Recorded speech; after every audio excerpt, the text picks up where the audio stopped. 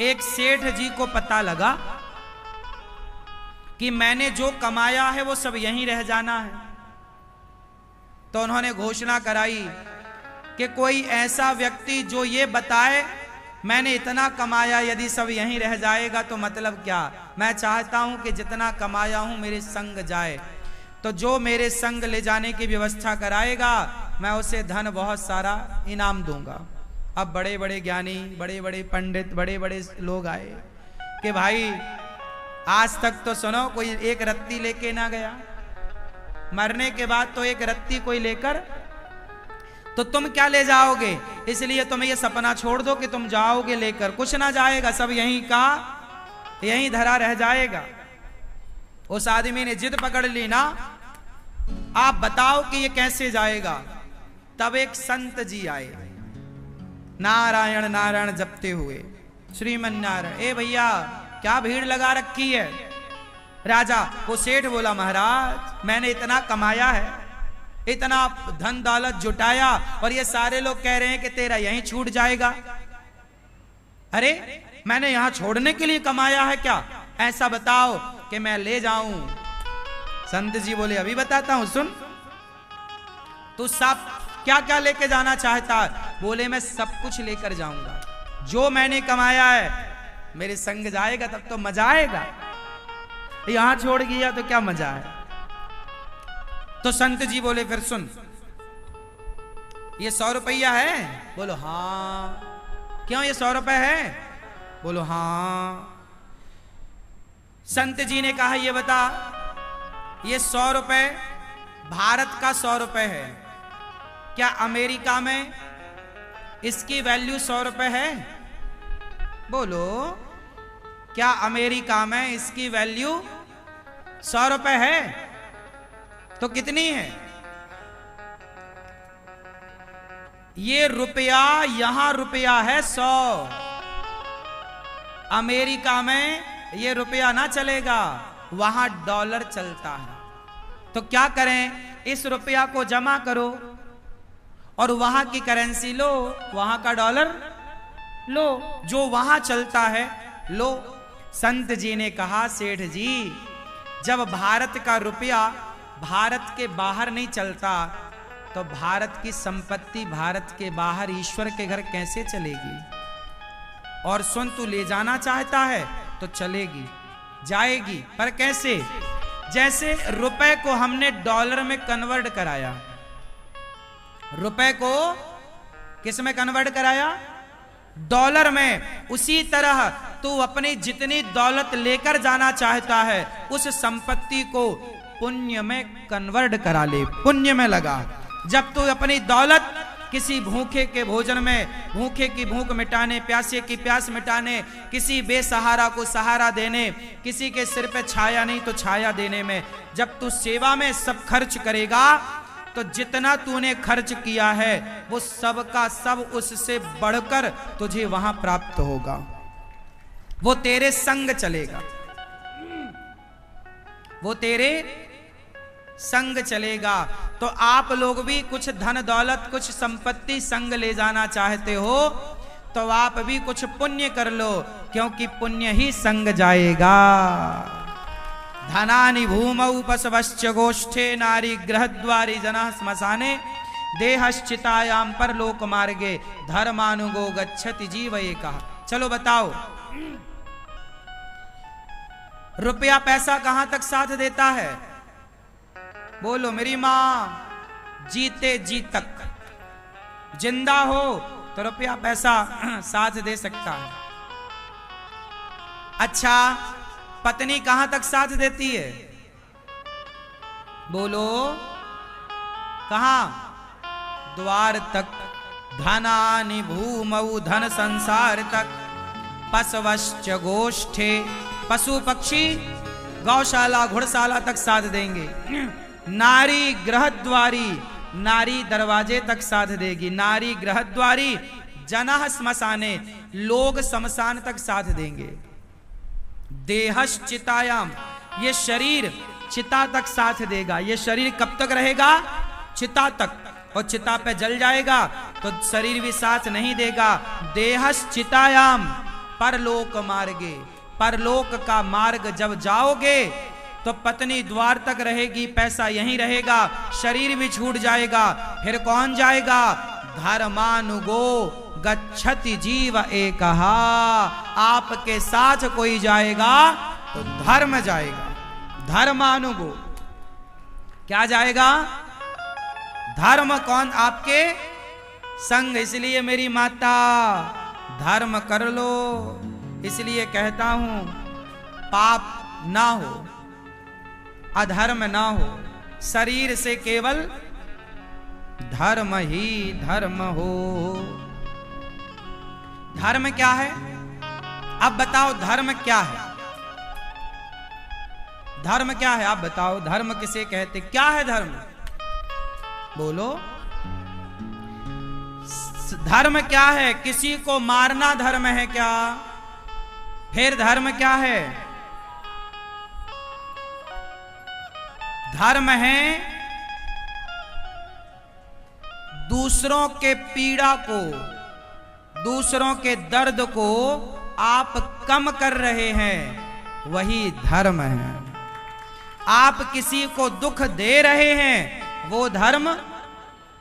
आप किसी के दुख को, दर्द को, पीड़ा को कम कर रहे हैं, मिटा रहे हैं, वो धर्म है। तो आपसे मेरी विनती है, किसी की पीड़ा मिटाइए। क्या पीड़ा मिटाना है? इसलिए ये दास अनिरुद्ध केवल कहकर नहीं, आप सभी को करके बताने का प्रयास है कि जब आपको करके बताया जाएगा तो वो ज्यादा प्रभाव पड़ेगा। कह के बताने से प्रभाव नहीं पड़ता।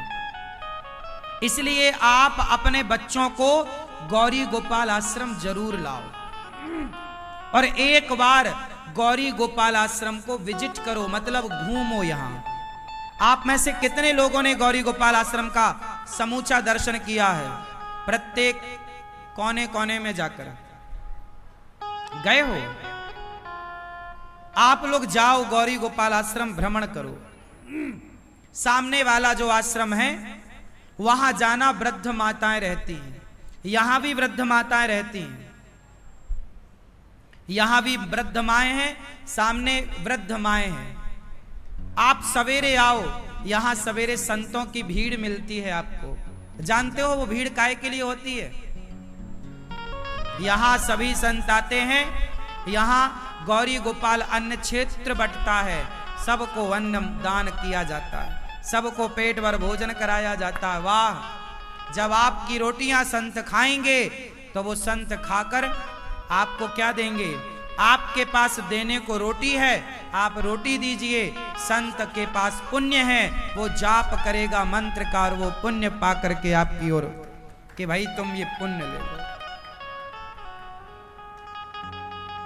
इसलिए शास्त्रों ने कहा है कि दानम दुर्गति नाशनम। सुनो, मैंने बहुत पहले चिड़िया की कथा सुनी, कहो तो सुनाओ। सुनाओ, सुनो। एक चिड़िया थी और उस चिड़िया का परिवार था। उसका एक अपना चिड़ा भी था, मतलब उसका पति। चिड़िया चिड़ा के साथ रहा करती थी। एक घोंसला था जंगल में, घनघोर जंगल था, कोई आता जाता नहीं। एक सुंदर सा घोंसला बनाया चिड़िया ने और अपने परिवार के साथ, अपने पति, चिड़िया, बच्चों के, उसके छोटे छोटे बच्चे घोंसले में आनंद से रहते। एक दिन ना जाने कहां से वहां एक शिकारी पहुंच गया, बहेलिया। बड़ा दुष्ट था, निर्दयी था वो बहेलिया। पूरे जंगल में वो ढूंढा, उसे कोई पक्षी ना मिला बहेलिया को। एक पेड़ की छांव में जाकर बैठा, लेकिन वो बहेलिया ना रास्ता भटक गया था। बहेलिया भी जंगल में रास्ता भटक गया और संयोग देखिए कि भटकते भटकते वो उसी पेड़ के नीचे जाकर बैठा जिस पेड़ पर चिड़िया का घोंसला था। जब वो वहां बैठा तो वो भूख भूख चिल्ला रहा था, भूख लगी है, मैं मर जाऊंगा। पर वो जंगल में सुनने वाला कौन था?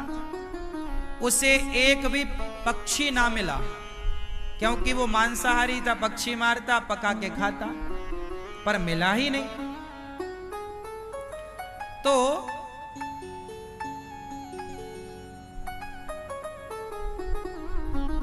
उस आदमी ने, जो बहेलिया था, जैसे तैसे उसने लकड़ियां समेटी और वहां पर आग लगाना चाहता था। अचानक पानी बरसने लगा, और जब पानी बरसा तो सारी लकड़ियां हो गई गीली। अब आग ना लगे, वो ठिठुर रहा है, रास्ता भटक चुका था, ठिठुर रहा था। तो चिड़िया बैठी डाल पर अपने पति से कह रही है, सुनो, देखो ये अपने द्वारे आया है, ये अपनी छाया में है, और ये ठिठुर रहा है, आग लगाने जा रहा है, लग ही नहीं रही है, सारी लकड़ियां गीली, सारी घास गीली। चिड़िया बोली, अपन अपना घोंसला इसको दे देते हैं। तो चिड़िया ने अपने बच्चों को डाल पर बिठाया और अपने घोंसले को कुतर दिया अपनी चोंच से, तो उसका घोंसला टूटा और नीचे आया। बहेलिया देख के बड़ा खुश, ऊपर देखा तो चिड़िया बैठी, और इसने घोंसला पाया सूखा, तो तुरंत उसमें आग लगाई। उसके माध्यम से उस लकड़ियों में अब धीरे धीरे आग लग गई, और आग लगी तो उसका सर्दी दूर हुई, जान में जान आई। पानी बरस गया था, तो पानी पीने का बंदोबस्त तो था, वो पानी पी लिया, पर भूख लगी। कोई अब दूर दूर तक पक्षी नजर नहीं आ रहा है, पर उसी पेड़ पर चिड़िया बैठी है, उसके बच्चे बैठे हैं और उसका पति है। चिड़िया बोली अपने पति से, इसे भूख लगी है और ये हमारा अतिथि है, और द्वार पे आया अतिथि, उसे भोजन देना हमारा, तो क्या दें? अब वो बहेलिया भी बार बार चिड़िया को देखे और वो बार बार निशाना लगाए, बार बार निशाना लगाए। उसे लगे कि कहीं चिड़िया उड़ ना जाए, पर वो चिड़िया तो खुद बैठी थी। उसने निशाना लगाया भी, धनुष उठाया, बाण चढ़ाया, उसको लगा ये चिड़िया मर जाएगी तो मेरा बंदोबस्त हो जाएगा। चिड़िया बोली कि ये मेरे द्वार पे आया अतिथि है, इसको भोजन देना चाहिए। तो उसके चिड़ा ने कहा, मतलब चिड़िया के पति ने, कि कैसे भोजन दें, हमारे पास तो कुछ है ही नहीं। चिड़िया बोली, ये मांसाहारी तो है, एक काम करती हूं, स्वामी आप बच्चों को संभालना, मैं इसका भोजन बन जाती हूं। उसका पति बच्चे तड़प गए, ना ना ना तुम मत जाओ। बच्चे बोले अच्छा हम जाते हैं, हम इसका भोजन बनेंगे। चिड़िया बोली नहीं, मैंने सुना है, देखिए चिड़िया है, पक्षी है, पर वो ये जानती है कि द्वार पर आया अतिथि भूखा ना जाए। तो चिड़िया बोली आप खुश रहना, मैं। चिड़िया उस जलती हुई आग में अपने से कूद गई, जल गई। वो बहेलिया बड़ा खुश हुआ, उसे लगा कि ये गिर गई, और वो भूंज करके उसे खाया। जब उसकी भूख फिर भी ना मिटी, तो वो छोटे छोटे बच्चे बेचारे वो भी कूद गए। जब बच्चे कूद गए तो उसका पति वो भी कूद गया। पूरा परिवार, उसकी भूख ना मिट रही थी, बच्चे भी खा लिया, भरी भी नहीं। तो उसका जो पति था चिड़िया का, उसको लगा कि मेरी पत्नी ने बलिदान दिया, इसका पेट भरने मेरे बच्चे कूद गए, फिर भी इसका पेट ना भरा, तो फिर मेरी जिम्मेदारी है कि मैं प्रयास करूं इसका पेट भरने में। तो उसका पति, चिड़िया का पति चिड़ा भी कूद गया और जब उसे खाया तो इसे डकार आई, ये तृप्त हुआ। तभी एक सुंदर सा विमान आता है आकाश मार्ग से, और उस आकाश मार्ग में वो चारों, चिड़िया, उसका पति और उसके दोनों बच्चे, एक सुंदर सा देवताओं की तरह रूप बनाकर, अब वो पक्षी के रूप से मुक्त होकर देवताओं की तरह सुंदर बनकर विमान पर बैठे। तो ये बहेलिया बोला, आप कौन? तो पार्षद थे, विमान लेकर आए। उन्होंने कहा कि ये चिड़िया जिसे अभी अभी तूने खाया, ये उसका पति, ये उसके बच्चे। बोले ये सब कहां जा रहे? बोले ये सब बैकुंठ जा रहे हैं। क्यों? बोले इन्होंने पक्षी होकर भी द्वार पे आए, अतिथि की सेवा की।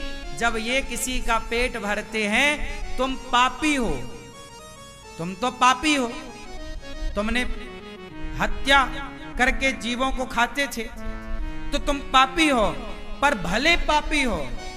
पर चिड़िया ने तो अपना धर्म निभाया, उसका धर्म है, मेरा धर्म है कि मेरे द्वार पे जो आएगा भोजन कराऊंगा। अब वो पापी है कि पुण्यात्मा ये भगवान जाने, मेरा तो धर्म है भोजन कराना। तो इन्होंने जब अतिथि का धर्म पूरा किया, गृहस्थ खा, तो देखो बिना जप तप के ये आज भगवान के धाम को दिव्य शरीर पाकर जा रहे हैं। इसका अर्थ ये पुराणों की चर्चा है। इसका मतलब ये हुआ कि आप किसी को भोजन कराते हैं तो उस भोजन कराने से वो व्यक्ति खुश हो ना हो खाकर, पर भगवान जरूर प्रसन्न होंगे उसकी तृप्ति से।